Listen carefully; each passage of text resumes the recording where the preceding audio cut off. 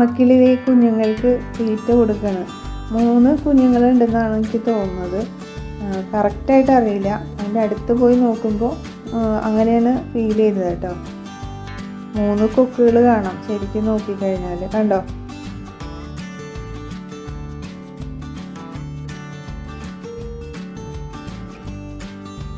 ഈ Pedilanthus plant ഉണ്ടല്ലോ, ഇത് നന്നായിട്ട് തന്നെ നല്ല ബുഷിയായിട്ട് വളരുന്നുണ്ട്.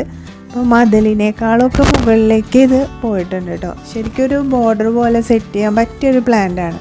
അപ്പോൾ ഇത് ഞാൻ ആദ്യം ചട്ടിയിലാണ് നട്ടിരുന്നത്. അതിനുശേഷം ഇതിൻ്റെ വളർച്ച കണ്ടപ്പോൾ ഇതിനെ ഒന്ന് മാറ്റി മണ്ണിലേക്ക് നട്ടതാണ് കേട്ടോ.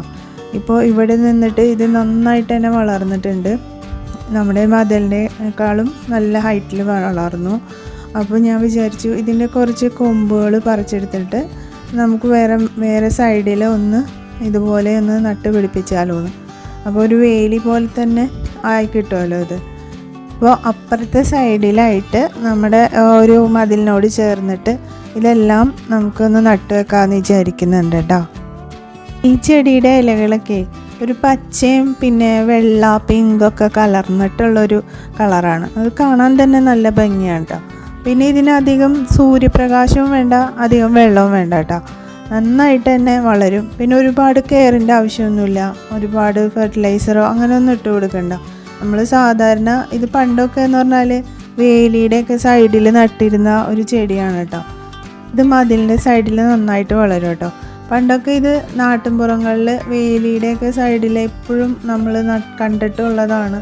അതുപോലെ വേലിയുടെ സൈഡിലൊക്കെ നന്നായിട്ട് ഒരു ബോർഡർ പോലെ നിന്നിട്ട് നന്നായിട്ട് വളരുന്നൊരു പ്ലാന്റാണ് കേട്ടോ. ഇപ്പോൾ ഇതെല്ലാവരും വാങ്ങിച്ച് നമ്മുടെ വീടുകളിൽ ചട്ടിയിലൊക്കെ വെച്ച് വളർത്തുന്നുണ്ട്.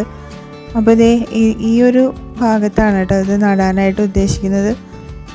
ആ തണ്ടിൻ്റെ നടാൻ ഉദ്ദേശിക്കുന്ന ആ ഭാഗത്തുനിന്ന് കുറച്ച് ഇലകളൊക്കെ ഒന്ന് പറിച്ച് കളഞ്ഞിട്ട് പിന്നെ അത് നേരിട്ട് മണ്ണിൽ കുഴിച്ചിടാണ് ചെയ്തത് കേട്ടോ. ഈ ഇലയ്ക്ക് എന്ന് പറഞ്ഞാൽ ഈ ചെടിക്ക് എന്ന് പറഞ്ഞാലേ നല്ല പശയുണ്ട് ഇതിൻ്റെ ഉള്ളിൽ നിന്ന്. ഓരോ ഇല പറിക്കുമ്പോഴും നന്നായിട്ട് പശ വരുന്നുണ്ട്. ഈ പശ കയ്യിലൊട്ടിയിട്ട് നല്ല ചൊറിച്ചിലുണ്ടായിരുന്നു കേട്ടോ. ഈ ചെടിയുടെ ഏറ്റവും വലിയ പ്രത്യേകത എന്ന് വെച്ചാൽ ഇതിന് ഒരുപാട് കെയറൊന്നും കൊടുക്കണ്ട. അപ്പോൾ ഇത് നട്ടാൽ മാത്രം മതി. പിന്നെ മണ്ണിൽ നിന്ന് വളങ്ങളൊക്കെ വലിച്ചെടുത്ത് തന്നെ നന്നായിട്ട് തന്നെ അങ്ങോട്ട് വളർന്നോളും. പിന്നെ ഇപ്പോൾ ഇത് നട്ടതിന് ശേഷം ഒന്ന് പിടിച്ച് വേരൊക്കെ പിടിച്ചെന്ന് തോന്നിക്കഴിയുമ്പോൾ എന്തെങ്കിലും കുറച്ച് വളമൊന്നും ഇട്ട് കൊടുത്തു കഴിഞ്ഞാൽ ഇത് കാട് പോലെ ആവുകയും ചെയ്യും.